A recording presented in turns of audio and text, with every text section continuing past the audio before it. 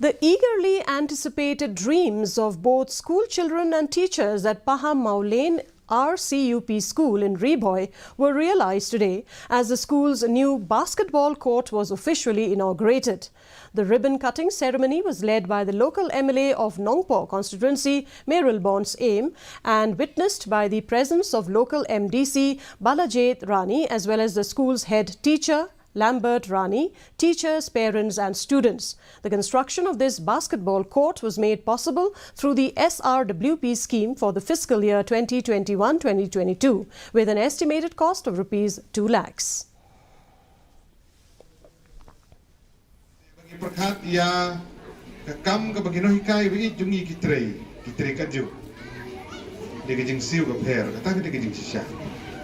Nomar kata halor kan ikan nongrim ke soban ai ke khulei ke bakar pang ikan hikai ke wat hapeding ke duna ke babun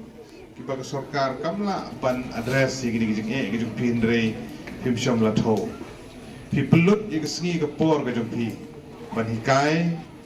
ban pusut ke sembo perkhat ke nang jeng staff ya kini ki sentiu ke badang sedang ban pu ke balang galawai